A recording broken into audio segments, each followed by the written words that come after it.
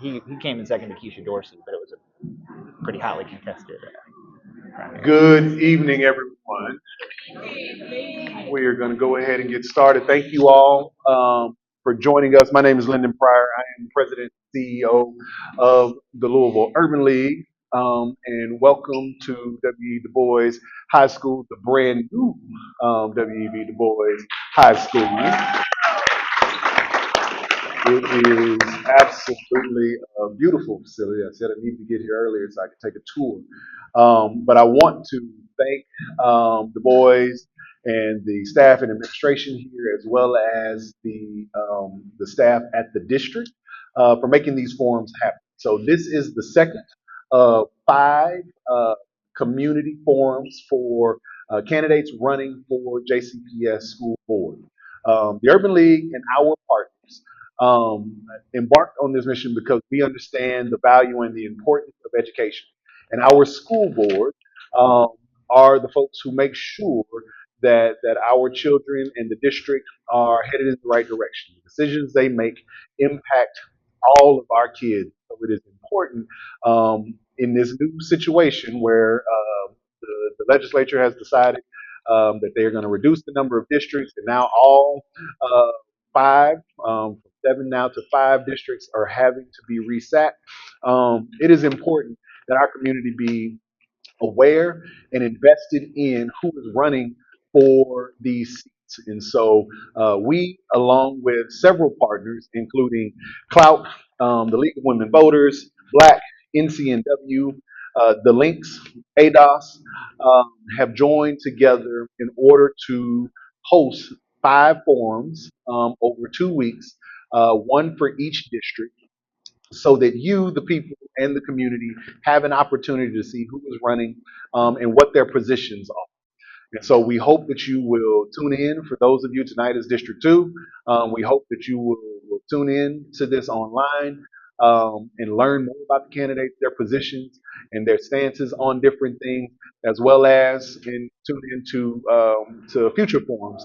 We've got another one tomorrow out at Eastern High School, and then we have Districts 4 and 5 that will also take place next week. All of this is under the Urban League's Power Shift campaign. The Power Shift campaign is our messaging and mobilization campaign designed to turn out the vote for the November election. We do not have a registration problem in Kentucky. We have a turnout problem in Kentucky. This last primary, only 24% of registered voters turned out to vote. And so what that means is that 400 or more than 440,000 people stayed home and did not participate. That is power waste. And so our belief is that people need to turn out to vote, because when we turn out to vote, then the outcomes are better. We have better decision making. We have more input in the things that are going to affect our lives, whether that be the school board, whether that be the mayor's race, whether that be who's running for Senate.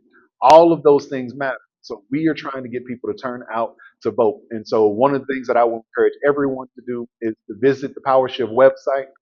You can visit thepowershift26.org and pledge to vote.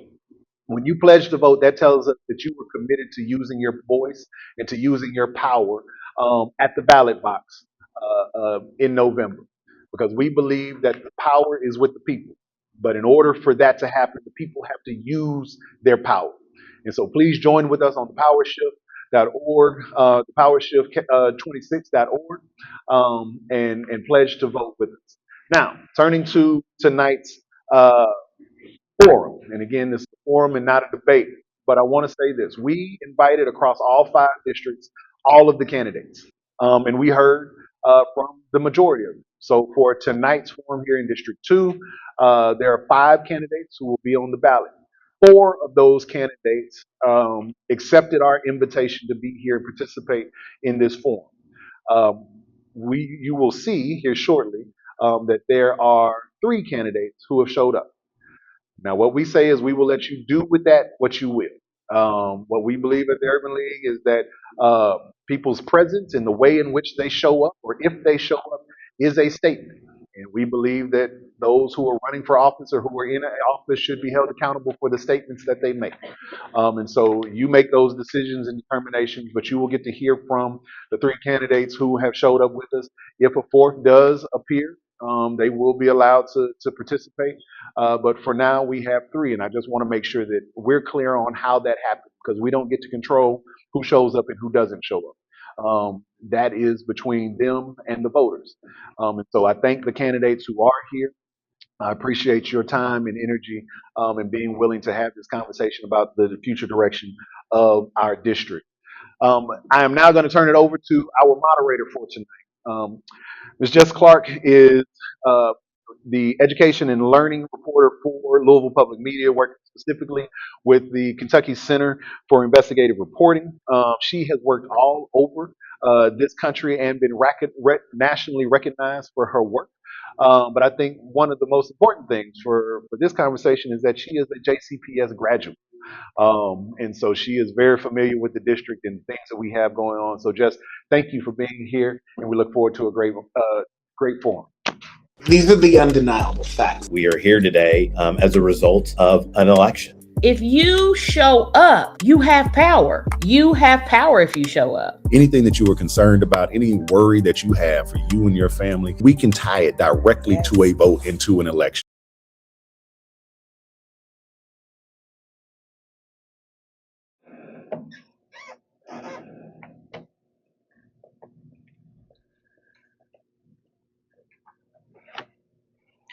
Okay, good evening. We'll kick off this forum. I'm going to ask each candidate to please introduce yourself. You'll have 2 minutes to introduce yourself and give a brief opening statement. We'll get 2 minutes on the clock up here. And if you see time going down and hear the ding, just please try to wrap it up. All right. Hello, my name is Robert Kahne. A little bit of housekeeping first. Thank you so much to the Louisville Urban League, to Jess Clark, to W.E.B. DuBois High School for hosting this. And I wanted to say good luck to all the teachers and students who are doing their iReady testing this week. That's a fun and exciting time for all of us. And I wanted to bring attention to something that I learned about this week, and that's a former Wagner High School student. Wagner High School is a District 2 school who was detained by ICE at her last green card hearing. She's one of the founders of the Future Ancestors, which is an organization that's very important to both the Louisville Urban League, JCPS, and many others. I've participated in their race for justice several times. This is a travesty, and I certainly hope that everybody learns more about this. I learned about this from my friend and JCPS teacher, Ryan Davis, and it really drove home to me that the relationship between teachers and students doesn't end when they graduate and doesn't end at the end of the school day, and is something that needs to be protected, and certainly that's the case there. My name is Robert. I've been asked several times throughout the past several months why I am doing this. I had a stock answer about how I'm a graduate and a parent in the district, about how my mother graduated from the first integrated class at Central, and my cousin was the first class promoted out of Stouffer Elementary. I crossed the whole county. But everything really changed for me a couple of weeks ago. When I sent my daughter to kindergarten for the first time. I watched her get on the bus with one of our JCPS bus drivers. She was met by a classified staff person. She was taught all day by a certified teacher, and then she went to the YMCA for wraparound services. And I realized in that moment how much I cared about this system. It went so far beyond the abstract things that I had been talking about. I have real skin in the game, and that's something to say, but I really felt it viscerally over the past several weeks. That's why I'm running for this seat, and I certainly am looking forward to this forum. Thank you. My name's Tim Shaughnessy. I want to sort of ditto to what Robert said in terms of thanking the staff for putting this on, the League of Women Voters. Tim, can you hold the microphone a little closer to your face? Thank you. I especially want to thank the staff here who picked out the artwork. Those posters, if you don't get motivated as you walk through this school, then there's just something not right with it. And this is just a very impressive environment, and you just can't help but feel the energy that must take place when the students are roaming these halls. So hats off to the people that put that together. It's very inspirational. I'm running for the Jefferson County School Board because of the recent action that was taken by the state legislature. Home rule, home control of our public education system is under attack. And we have been warned that if we don't right the ship, then their answer is subdividing the district. Well, that will be great because we end up having one challenging district, and we'll probably have 2, 3, or maybe more, depending on how many times they would split the district. That solves nothing. My campaign is about engaging the public in public education. And to do that, we need to do 3 things. We need to recognize what the state auditor said in that report. As scathing as it is, we must address those issues. We need to create a culture of accountability and expectations. And finally, we have to create an opportunity for every student to have a foundational education that prepares them for progressing steps at their next opportunity as they move forward through a K-12 curriculum. Thank you. Hello, I'm Lillian Brents, and I'm running for Jefferson County Public School Board in District 2.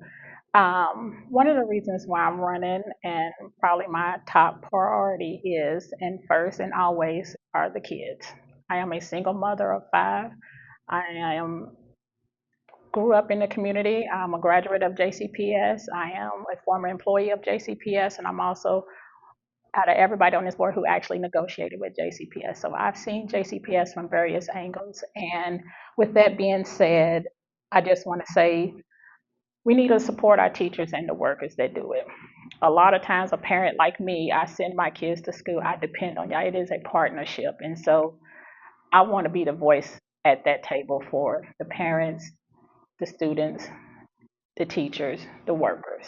That's why I'm running. I want to give a clear understanding of what the expectation is, how build those relationships back, be that vessel for it, but mainly supporting our teachers. We cannot put kids first if we put teachers last. Our educators are on the front line of the district, and a lot of these decisions have been made to where they haven't felt like they've had a voice.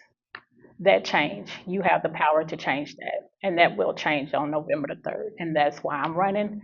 Also, third, we must empower our parents and families. Being a person that negotiated with the district to provide transportation to those underserving kids, that was a hard thing. That was something that was never done. But 2 unions, workers, the community came together, including the Urban League, to assure the kids got to school. And from what I hear, they got the transportation moving. Shout outs to my workers.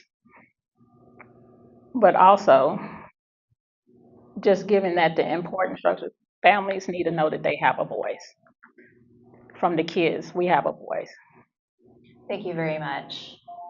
All right, first question. And are we going to go in the same order the whole time? Okay, thank you. All right, Mr. Shaughnessy, first question, and everyone will get this question. Have you ever been to a Jefferson County Board of Education meeting? Please share why you were there and your impressions on how the board currently functions. Yes, I have attended a meeting. I did that a couple of times when I was serving in the Kentucky State Senate. As chairman of the Senate Education Committee, I wanted to sort of see firsthand how the school board operated. As I recall, it was a pretty straightforward experience. I've had the opportunity to, while I was in the legislature, to sort of monitor and be part of the JCPS process, and specifically in terms of it related to the implementation of the Kentucky Education Reform Act. Now, what I may have seen several years ago is very different from what we have today. And I'm going to say some things about the school board. And when I say that, I'm talking about the school board as an entity. I am not talking about individuals. But if we're going to move forward, we have to acknowledge where we are. And where we are is the reality that the Jefferson County Board of Education oversees a public education system where 2/3 of our students, 2/3 of our students are not performing at reading and math state standards. That's not that's not a good sign of success. And it's been like that for some time. This isn't the recent phenomenon. So we have to acknowledge where we are before we can plan a path to go forward. Okay, thank you very much. Ms. Brents, would you like me to repeat the question? Yes, please. Okay. Have you ever been to a Jefferson County Board of Education meeting? Please share why you were there and what are your impressions of how the board currently functions? The answer would be yes. I was standing in solidarity with JCTA as things changed drastically last year. There was a lot of decision making to where a lot of people felt like their voices wasn't heard or decisions made. And even just recently when they talked about the budget, I'm sure that's why a lot of people are attracted to this race. However, we have to keep the focus on what the focus should be, and that is the kids. And so um, that is why I was there. And then being there as a parent, not knowing what to expect, being a single mom, um, and depending on the educational system to educate my kids, I was there so I can hear firsthand because a lot of times things come out and it's the first that you hear, but the decisions are already made. We don't know what's going on before it gets to that board meeting. A lot of times, a lot of those board meetings, they was shut, they was crowded. It was in the parking lot, and when you change things that drastically, that quick, without involving the people, we said the people are the power, and now more than ever, they have been exercising that right, and so that's why I was there, and that's why I will continue to show up there whenever there is a thing, whether it's transportation, education. It is really all about the kids. I am a person that shows up and I fight. So it's time to put that respect and that attention back to where it belongs, and that's in the hands of the people, the kids, and the teachers and the workers. Being a former JCPS bus driver, it was hard. Thank you, Ms. Brents. Mr. Kahne. No, I have not been to an in-person version of the school board meetings. I watch them all faithfully online, but the reason I don't go is because right now the way that they typically work is they immediately go into executive session, stay there for about 2 hours, come out, watch a presentation by somebody from JCPS, listen to some community feedback, which they most likely will ignore, and then vote for everything on the consent agenda, which is not the way the school board should operate. If I'm on the school board, I will make it so that I will seek to make it so that we are actually having public debate about issues that face the school board, where it would be worthwhile for people to show up, where people can actually make their case about issues in front of the school board, and we would listen and actually react to them. Things that are currently just flying through the consent agenda that need public debate, we would pull them off of there and actually have that debate. The past couple of years, and really the past couple of school boards, has not presented any sort of opportunity for public forum for people to give actual feedback to the school board inside of the actual meeting. I do know that there are several school board members who do faithfully work with their schools. I've been inside of several schools, and the way that they've drawn these districts, it's been very interesting because we've had people in different schools who've been represented by different school board members, and I've really been able to see which school board members in the past have actually been in the schools that they represent. That's something that I certainly would do, and I would certainly try to make it worthwhile to go. But right now, I just don't see the point, and that's my answer. Okay. Next question, and this one will start with Ms. Brents. The $188 million deficit exposed a breakdown in financial oversight and transparency at JCPS. What would you do as a board member to make sure the board is never again surprised by the true condition of the district's finances? Please be specific. Well, because I'm not been on the board, how I will approach those decisions, I will be open-minded and carefully reviewing the information available. it's kind of, I don't think anybody can honestly say what you would do without all the facts. However, one of the things I tell you I can do and I will do, and that is to communicate with the people that are responsible for educating our kids. I will be speaking with those parents. I will interact with those kids. And so before any decision made, I will make sure that every decision made, or whether it's with budget or anything, that make sure that the services is to provide a service to the kids where it's wrapping around the student and it's supporting our teachers, it's supporting our workers. It's hard to say what exactly you would do when you don't have all the facts.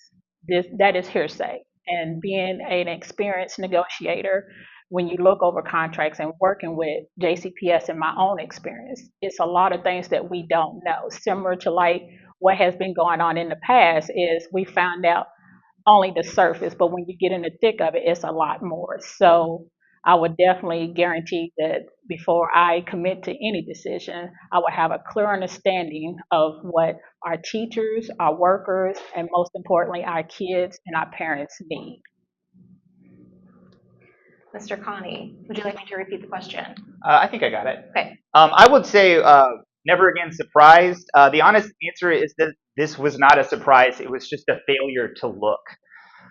If you looked on the website of the school board that they put the working budgets, you would be able to see that for 5 years in a row, we took in less money than we spent. That information existed in the public the entire time. It's just that nobody on the school board asked the questions that would have prompted the public debate that would have created a better situation this year. So what do we change? We have to ask hard questions about every single budget, especially in good times. That's when problems hide.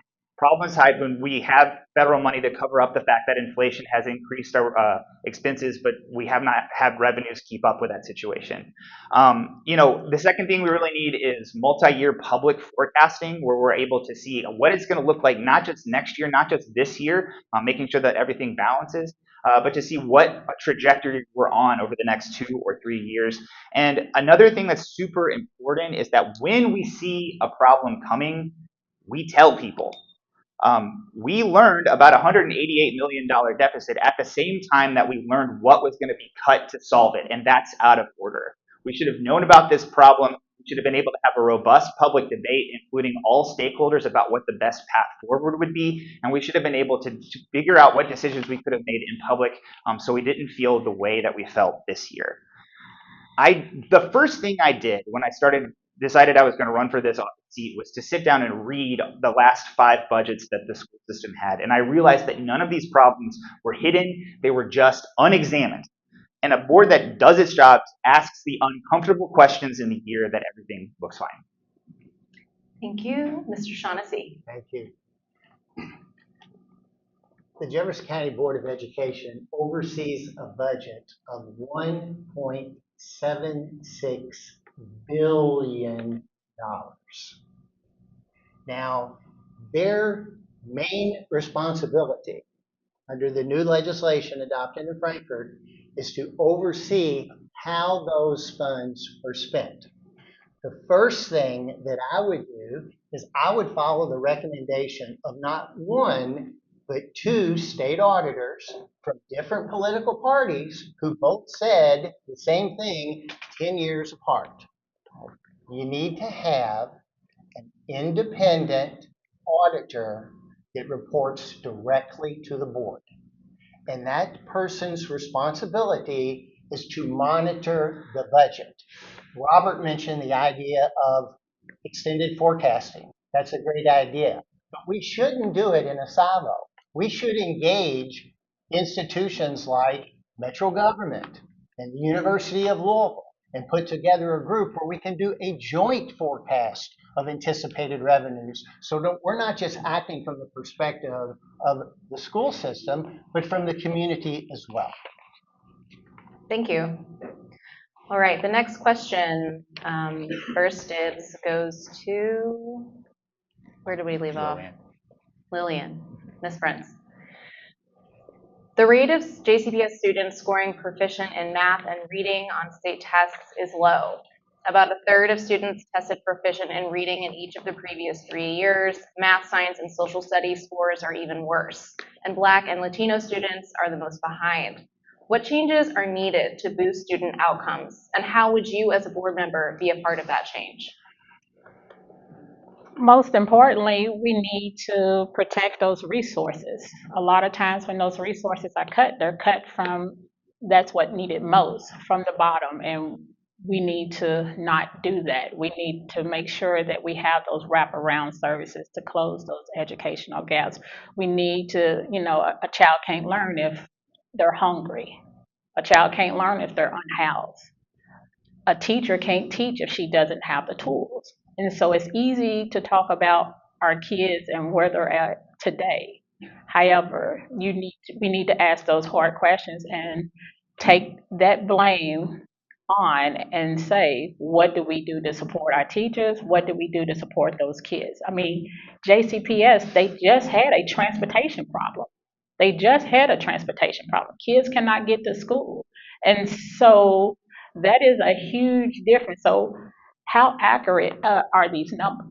Where did this data come from? How was this put together? Also, kids that look like me and perhaps my own kids, was they heavily disciplined? It's so many problems and so many things to address to where I can't say that I trust those statistics just because the support, the resources, they constantly take them away. Teachers are and parents were constantly struggling. Every year we have to start over. And so we have to reevaluate how we are evaluating the teachers. They spend so much time preparing for these tests to where it takes away that learning environment. And so as far as closing that gap, we have to talk about why are we here, how do we get here, and what can we do different. If we continue to do what we have always done, we'll get what we have always gotten. Change needs to happen now, and we have the power to do that. Thank you, Ms. Brents. Mr. Kahne, would you like me to repeat the question? I think I got it. Okay.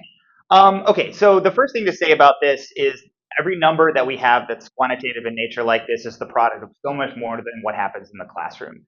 Generations of housing policy, disinvestment in certain neighborhoods in this city, and racism have built the conditions that these children walk into every day and are a big part of this story. But we can't back away from the fact that the number is still 36%, and that's not acceptable. What can we do? As Tim mentioned, the auditor pointed out our lack of a strategic plan. That's a significant problem. It was also, again, as Tim pointed out, a problem in the last audit that happened 12 years ago. That's a big problem in itself, but that's the tool that we have to solve this problem. We have to put a 5-year plan in place with real targets, and those real targets have to be the product of every stakeholder in the room, especially the frontline people actually working with the children and the students every single day.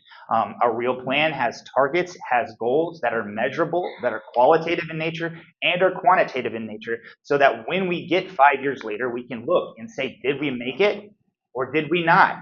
And if not, why not?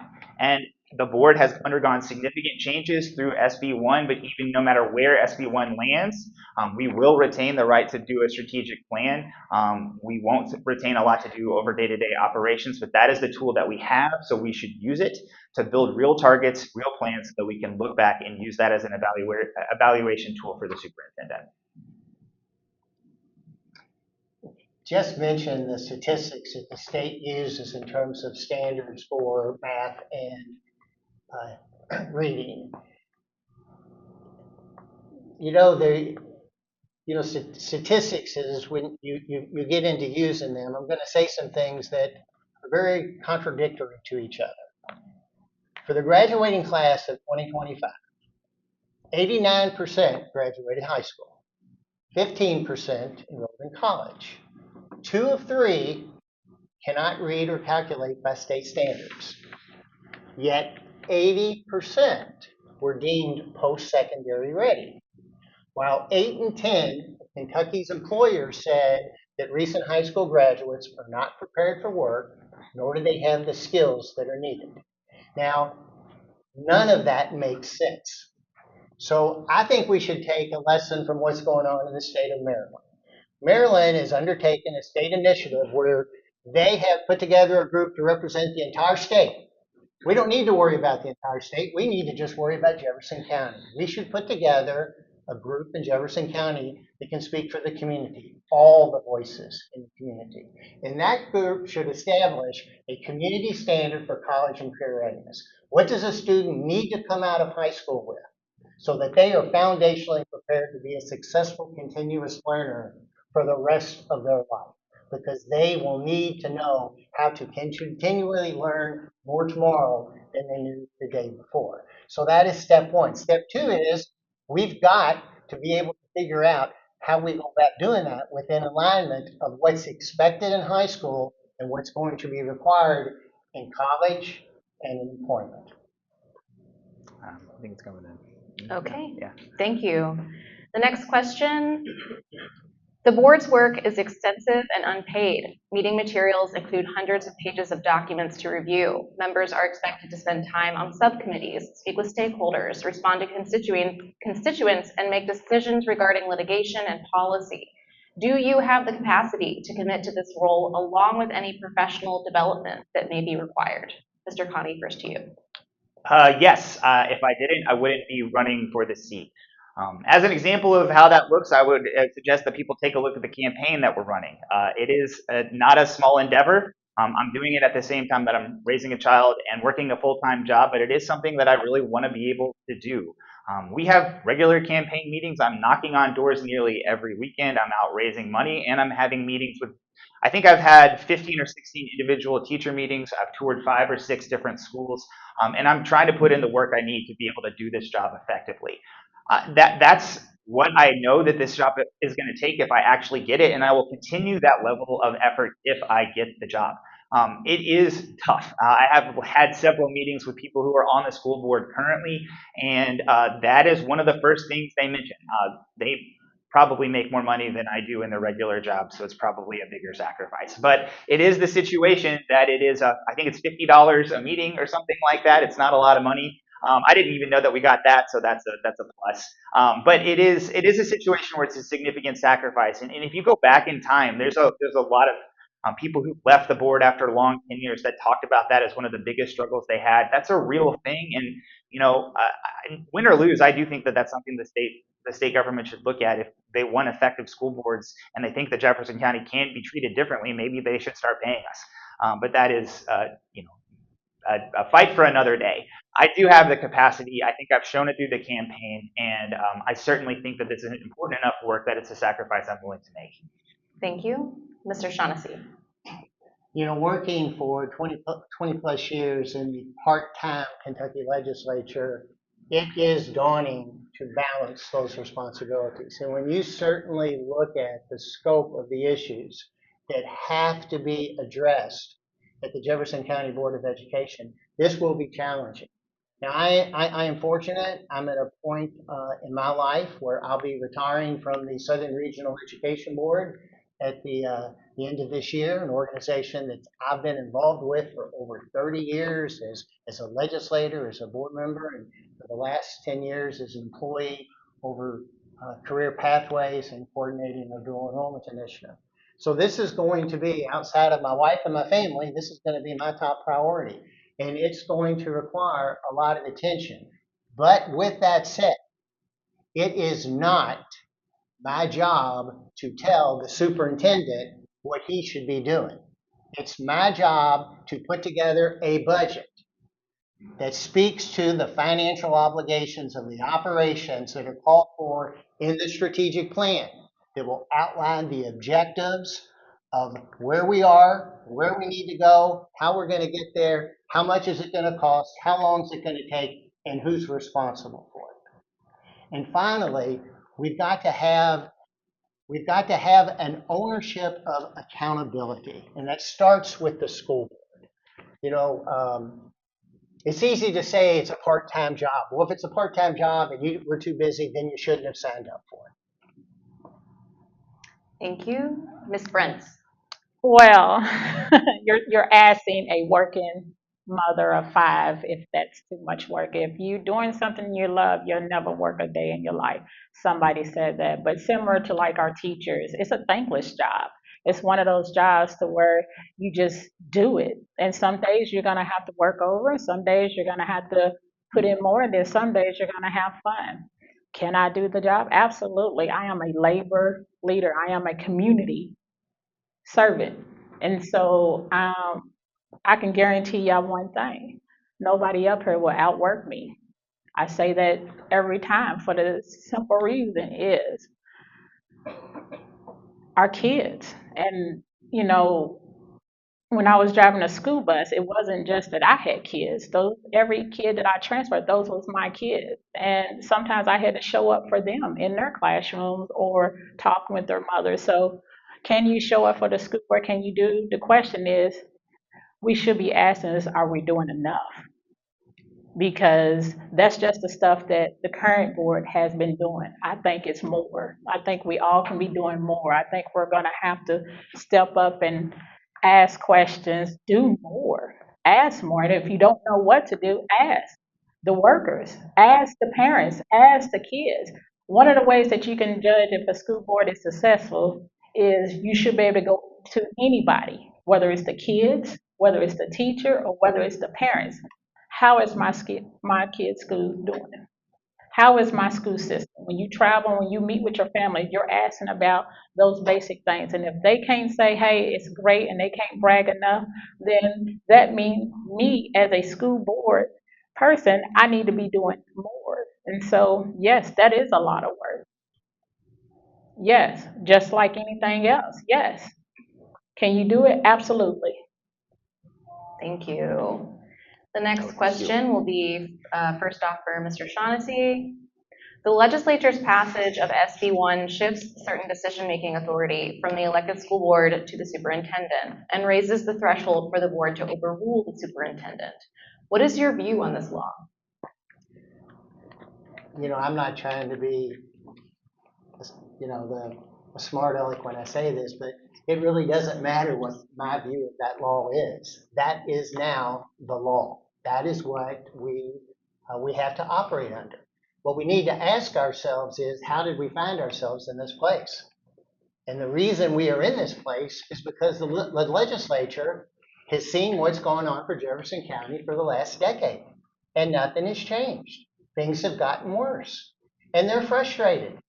And they are, I'm not saying they're going about this in the most responsible way, but you have to appreciate their frustration. They are allocating millions and millions of dollars into the largest school system in the Commonwealth of Kentucky, where a majority of our students are performing at the lowest learning levels by state standards.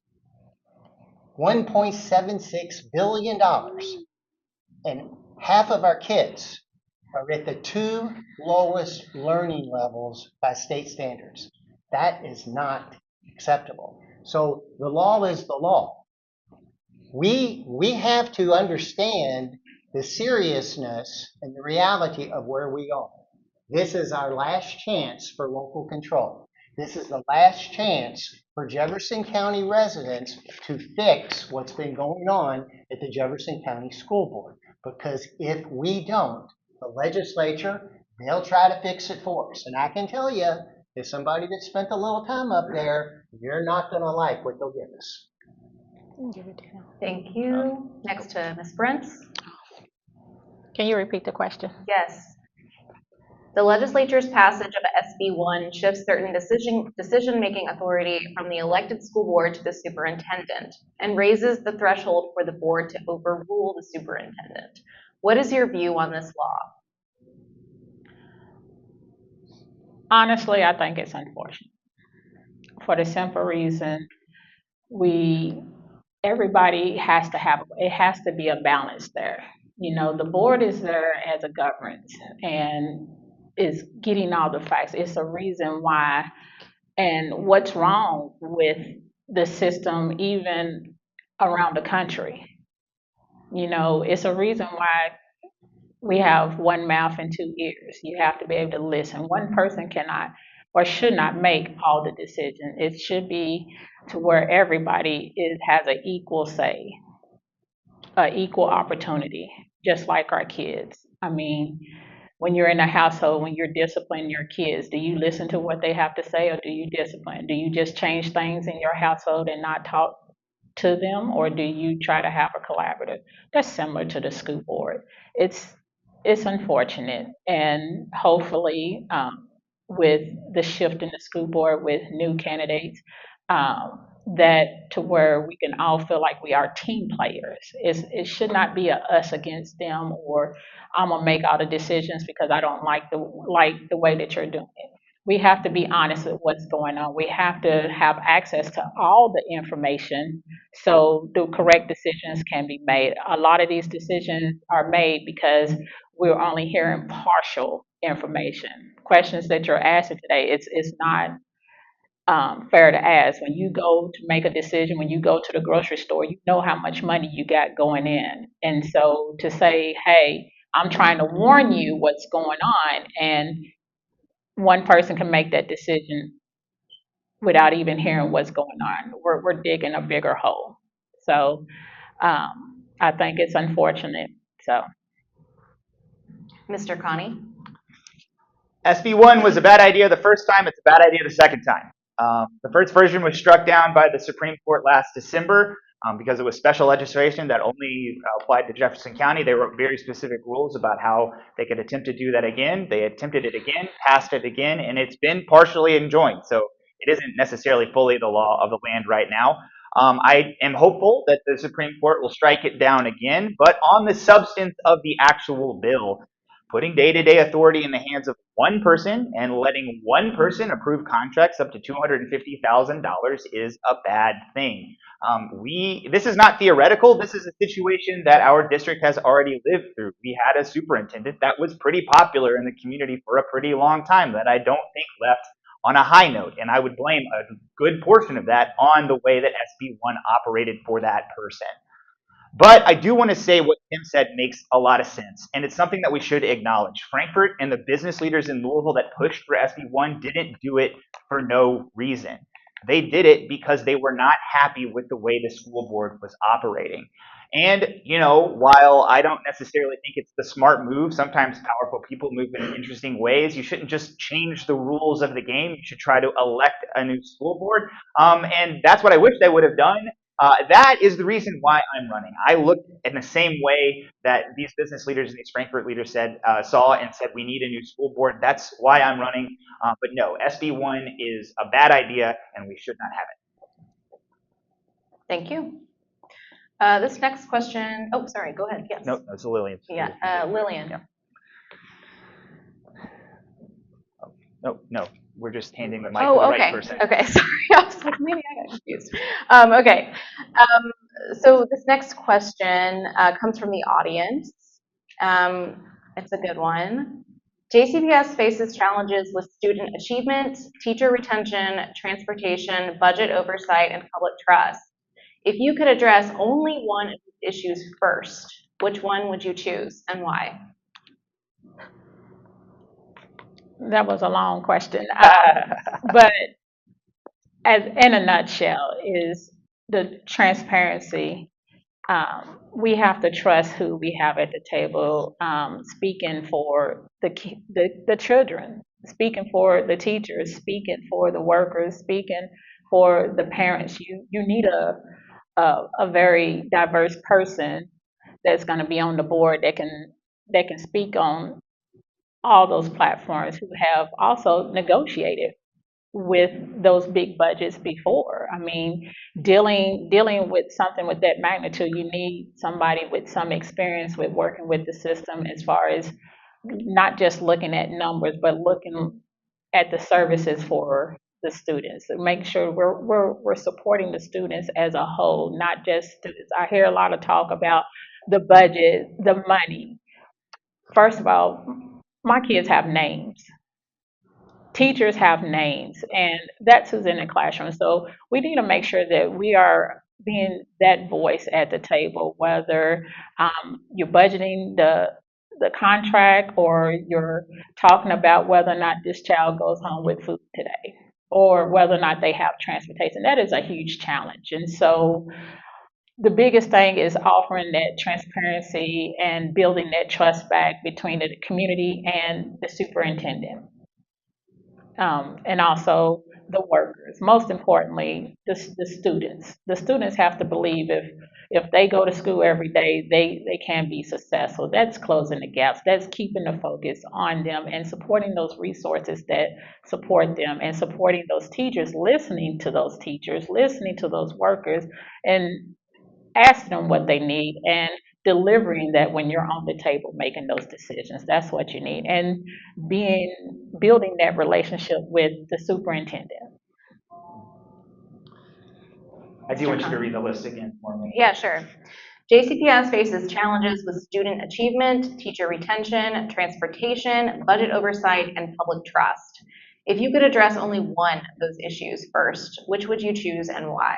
Very clear answer is teacher retention, because everything else on that list is downstream of the teachers. I don't know what we're talking here, like wave a magic wand and it's solved, but teachers are retained when they're respected. And I think if we respect teachers, our students achieve more. Frankfurt sees how good we're doing, and all of a sudden they start funding our transportation like they should, funding our buildings like they should, and really our budget problems start solving themselves, because seek funding is where it needs to be. Every single thing that happens in this district is downstream of the relationship between a student and a teacher. If the students are learning, they're learning from the teachers, and that is the way that school works. That is the first place we should look when we're trying to improve this school system. The number one thing that we can do in just about solving every single one of our problems that we have is to better respect, retain, and trust teachers to do their job. Thank you. Mr. Shaughnessy? From a teacher perspective, we need to recognize the environment that our school board has placed our teachers in. They're in an environment where 1 in 5 kids in their classroom is afraid while they're at school. They're scared while they're in the classroom. 1 in 5. 20% don't speak English. 2 out of 3 are not at math and reading levels for the grade that they're enrolled in. And then you have a small group of bad actors who can act up at any time and disrupt the whole class with little consequences. Our teachers are great educators, but they are not magicians. They cannot wave a magic wand and address all of the obstacles that the school board has put before them. That has to change. We need to get everybody on the same page. And the only way to do that, and to address all the things that Jess just mentioned, we need a strategic plan. The auditor, 2 auditors have pointed that out, that you don't have one. We need a multi-year plan that aligns our resources with our objectives, with accountability and timeframes. And until we have that, and a commitment of accountability and ownership for that plan, we'll be stuck where we've been stuck for the last 10 years. Thank you. Which way are we going? Now the next question will go to Mr. Kahne first. Okay, sure. This one is also from the audience. What will you do to reverse the racially biased inequities of our school system? Small question, right? I think one of the things about the school district is that it exists within the community, and the community, racist housing policies, problems with disinvestment in certain neighborhoods where people live. These things happen as all mixed together. There is no one way that the school district can go about solving these problems, but we have to be part of the solution. And honestly, okay, so my day job is that I'm a data scientist, and I dig into data and I work with this stuff all the time. And like I said, the first thing I did when I decided to run for this office was to dig into the budget. The second thing I decided to dig into was the student achievement scores.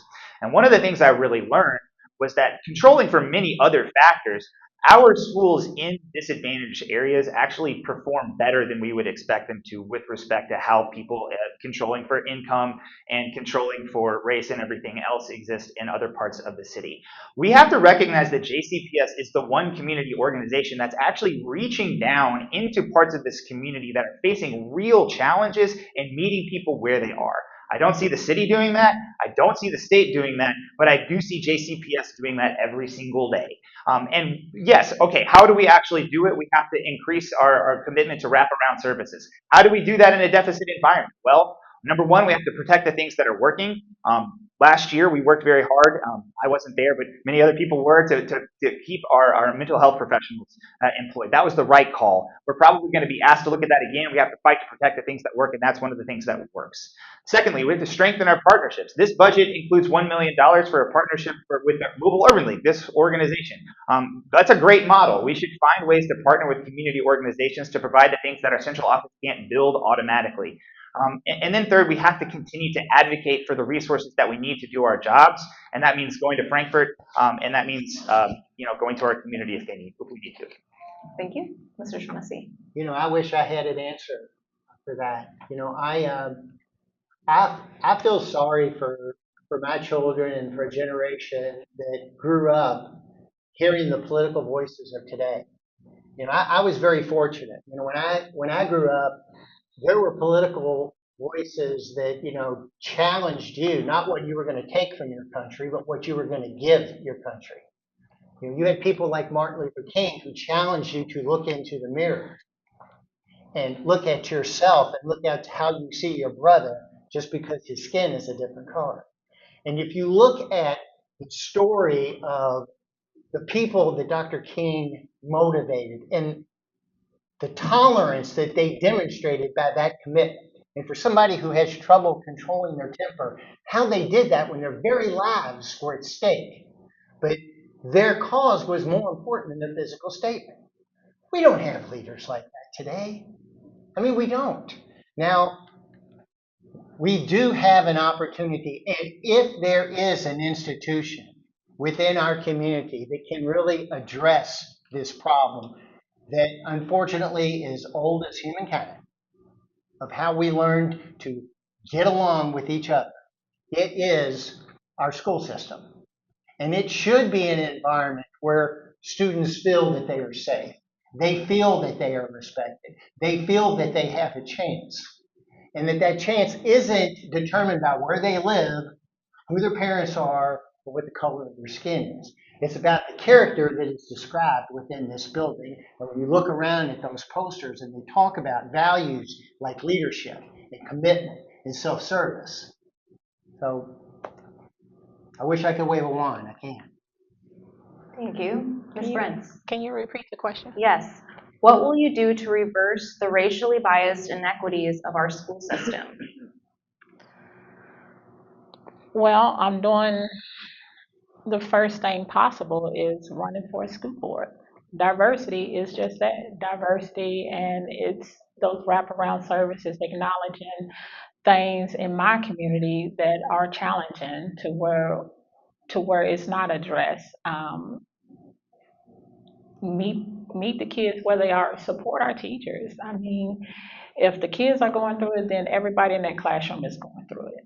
Or if there's a need, and so supporting those services, making sure that we are putting those resources in the classroom, in the schools, in the teachers. We have to have an honest conversation. We have to start being honest, and whether people want to hear it or not, when people have all the facts, they make the best choices. But when you talk about diversity, look at our panel. Oftentimes when I'm going in rooms, it's just me. Kids are like that too, whether they're in classrooms to where it's honors or it is regular class. Sometimes, those kids feel alone, and that interferes with them learning. And so creating a classroom to where every kid can thrive. Every teacher has the resources so she can reach those kids. It's not just the manuals and the centrals. We have Wagner, we have Coleridge Taylor, Lockoff Elementary.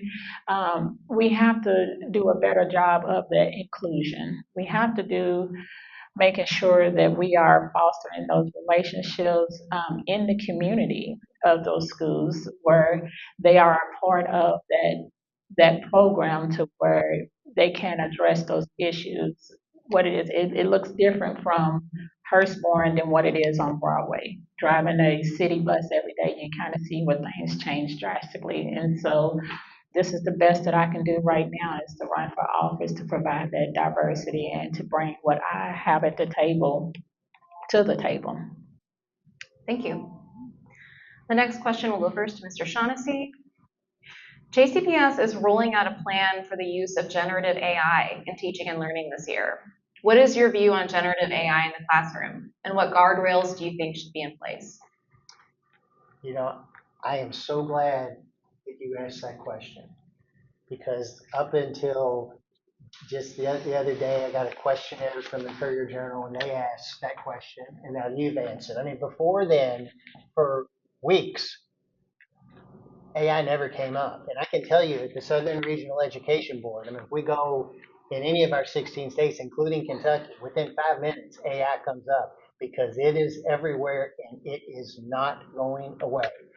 We do have to have safeguards, but we need to make sure that our students are prepared to successfully navigate both the opportunities and the challenges with AI. And there are lots of threats out there. I mean, this can be some scary stuff. And anybody that says they know how it's going to play out, I think they're kidding you, because this is something that has great potential, but it's got great risk. But there are some indications out there that it can be a successful learning tool. Certainly, it can be an effective planning tool, but it is not a substitute for human contact. And that's the thing that doesn't matter how powerful it is, or the potential of this, or the opportunities there, it will never replace that human contact, that special connectivity that teachers have with their students. That is the secret sauce of student success. Thank you. Ms. Brents. Oh. AI is a tool, not a replacement. Similar to AI should be used as a tool, as a support, but not a end all or a replacement. That's just how I feel. It should be some parameters, some structure around there. However, our teachers in the classrooms, our students, I mean, I don't know if AI will catch if a child is struggling, you know, or if a child has some other needs in there, or I don't know that AI it has to be fed that information. However, nothing is going to ever replace a human being. That is a tool that is not, it doesn't have to necessarily be a bad thing, but it should be used as a tool and not as a replacement. So when you're dealing with AI, it should be some parameters, some structures. I don't think we know enough about it to limit, because just speaking from a parent standpoint, I try to limit my kids' screen time. I'm still one of these parents that tell them to go find something to do, go ride your bike, and I can only imagine, being in a classroom. I know the teachers, they need that support. And so AI is just the new hottest thing, and we'll probably 10 years from now see the repercussions. It is a tool and not a replacement. I don't know what else to add to that other than, like, we have to listen to our teachers and what they need, and we have to do a little bit more, set some parameters around that, because a lot of times people like to do what's easy opposed to what's needed. So that is just something new, and given what happened at the council the other day, those data centers, they all work together. So we just have to be careful how we introduce that new information to our kids and value those good relationships with our teachers in the classroom. Thank you. Mr. Kahne. Yeah, we definitely need guardrails, and we need them right away, because this isn't a problem in the future, it's a problem right now. So let's talk about something that's been in the news this week, and that's that somebody sent home from the classroom a handout with a bunch of AI slop on it. Let's talk about that incident. That is unacceptable. We have to be able to say that right away. That's not something that should be allowed. But let's talk about specifically what went wrong there. It's not that the teacher used a tool, it's that they didn't check in on the tool. They didn't work with the results of that tool, and they gave something out that was wrong, and that's how these systems work. They can be extremely confident, they can be very fluent, and they can be deeply incorrect. And that takes a human to look at and figure out what to do correctly. So, guardrails. What should they be? For me, right away, there should be 3 of them. First of all, disclosure. You have to say when you're using it. If you are using it, you have to say that, and you have to say that to the students, to the parents, to the administrators, to everybody involved in the situation. The second guardrail, data protection. These systems are owned by massive corporations who exist based on our data. That's how they make money, and they use it against us to make us do all kinds of things. There was a story just today in the Courier Journal about the Roblox company using an 8-year-old accepting an acceptable use policy that they thought should shield them from liability. That's insane. Those are the types of corporations we're dealing with. And lastly, if you talk to any middle or high school teacher, we need an academic honesty policy, because that's one of the things that's being used for all the time. This policy needs to be teachable rather than purely punitive, so people learn from it. We are training. The point of school is to learn how to live in the world, and our children are going to live in this world. If you turn on the television, if you turn on your phone, if you turn on your computer, you cannot escape AI. And so teachers have to be equipped to teach children how to exist in this world. That is very, very important. And lastly, we have to be ready to rewrite these things right away. As soon as we write them, they will be out of date, so we have to be nimble and flexible in order to work in the world that we live in right now. Thank you, Mr. Kahne. The next question, I will go to Ms. Brents first. Oh, sure.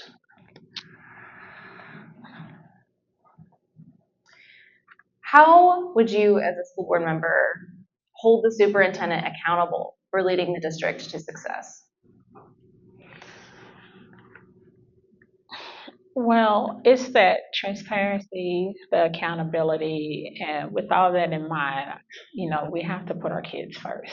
And so holding him accountable is making sure that we have the same information that he has. We can't get filtered information and then hear it secondhand and then communicate with him. And so we have to bring that transparency and trust back to the district and be a part of that decision making. We have to get all the facts. We have to holding him accountable, similar to where the teachers and the students are held accountable. There's an outcome with that. And so one of the ways you can judge the system or the school system is how the school succeeded. And so 1 + 1 is 2. If it's not working, it's visible. And that's part of the superintendent's job. He makes these changes. He set these policies, and the school board is expected to uphold them. And so therefore, holding him accountable, we need a direct contact with the teachers, the workers. They need to tell us what's going on in the classroom. We need a direct contact with the parents and the community, for that matter, because that's who holds the superintendent accountable, the people.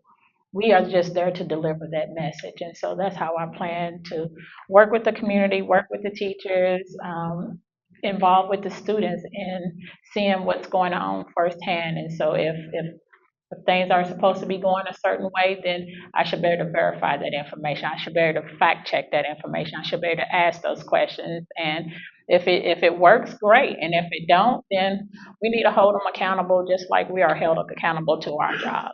And a lot of times they attach pay to that. And so we need to look at that. Thank you, Mr. Kahne. How to hold the superintendent accountable goes back to the answer to many of these questions. It's in the 5-year plan. Again, this is a plan that the recent state audit said we did not have. It's the same thing that the audit 12 years ago by an auditor in a different party also said we didn't have. That's not a bad year. That's a chronic condition that we're facing. We have to have that because we have to have accountability targets that we set and that we can measure against. Those have to be quantitative and qualitative, but they have to be measurable, and we have to be able to come up with these targets with every stakeholder in the system, whether that's the community members, that's parents, or community members / taxpayers, parents, administrators, especially the people, frontline staff, both classified and certified teachers, everybody in the building, every single person has to have a hand in creating these targets. The superintendent themselves has to be involved in creating these targets, and we have to look at them, we have to set them, and then we have to let time elapse and then measure backwards against them. That's really the only tool under SB 1 that the school board retains to be able to do this kind of work, but it is certainly something that we have to look at and the way that we should go about doing this. Thank you. Mr. Shaughnessy. You know, if we had a situation just a couple of weeks ago with a communication that from an outside perspective seemed to sort of go, I don't think the way that it was intended. As I understand it, the Jefferson County School Board established a policy of where they were going to pay an $8,000 stipend for teachers who would commit to working in our lowest performing schools. And as I understand it, that was set by contract and that was set by school board policy. So then you had a situation where the superintendent was communicating a change in that policy. Where just a few days before school, a couple of hundred teachers were told that they are no longer going to get that $8,000 stipend, but their work scope is going to stay the same. Now, that then sort of begs a question. Was there a meeting that the board had with the superintendent? That's existing school board policy. The superintendent shouldn't be able to change that policy without board approval. Was that board approval given? If it was, then the school board did a terrible disservice to the superintendent to put him in that environment and to take the heat that he has taken. That was not his decision. It was the decision of the school board. That is a lack of transparency, and that is certainly a lack of accountability, and that is a disservice to our superintendent. That's all the questions that we have time for. I'll give you guys each, we're a little over, so I'm going to give you each 1 minute for a closing statement. Sure. First of all, just thank you to W.E.B DuBois High School, Jess Clark, Louisville Urban League, all the other sponsors. I think that this debate, in a lot of ways, or at least my approach to this debate, is a microcosm of how I would approach the school board as a whole. Last night they had the District 1 school board debate or forum, and I stayed up and watched the whole thing, wrote down all the questions, and wrote out what all my answers would be to all the questions. And it turned out that that's what a lot of the questions were. We know the questions, and we can do the work to find the answers, so we're prepared to solve the problems of the school district. I would bring that same approach to how I would govern on the school board. I would do the work, I would find the questions, and then I would work very hard to find the answers. Thank you. Mr. Shaughnessy. Thank you. We need to take a realistic, a cold, hard look as to where we currently are, and we need a plan to where we want to be. And that is going to require the engagement of the public and public education. And frankly, the public has not been involved in the business of the Jefferson County School Board. Jefferson County School Board is the third largest employer in this community. As I said earlier, it's got a budget of $1.76 billion. It is an organization that reaches every corner of our community and has the opportunity to be a beacon, not just in terms of the education of the next generation of Louisvillians, but as a beacon the way that an institution can operate and run in the service of the community. And I hope to have the opportunity to be on the board to provide that leadership, and I certainly ask for your support and your vote. Thank you. Ms. Brents. First of all, I just want to thank everyone for coming out, and I want to thank everyone online. I want to thank the Urban League. This is a full circle moment, and most importantly, I want to thank the community and the kids and the parents and the teachers in this forum, given, I know how important this decision can be. And we want to thrive, we want to grow, we want to be successful, we want to close those educational gaps, we want to build a school system that we all can succeed and be a part of. Most importantly, we all want a voice. We all want our seat at the table.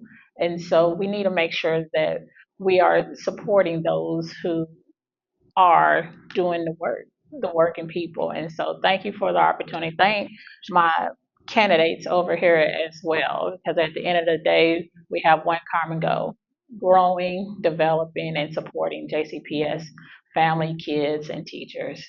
Thank you. All right, thank you to all the candidates for showing up tonight, and thank you to everyone in the public and online who was following along. It's great that we have such an engaged community that cares enough to spend an evening here. Thank you to the Urban League, and I hope you all enjoyed and got the information that you were looking for.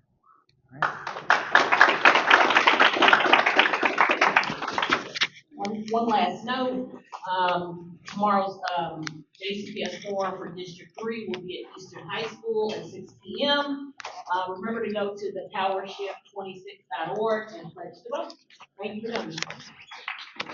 These are the undeniable facts. We are here today as a result of an election. If you show up, you have power. You have power if you show up. Anything that you were concerned about, any worry that you have for you and your family, we can tie it directly to a vote into an election.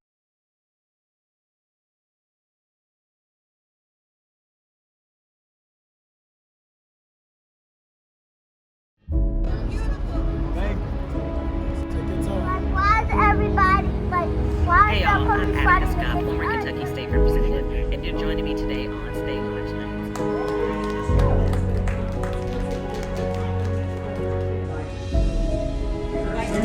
We will continue to provide updates as we have more information.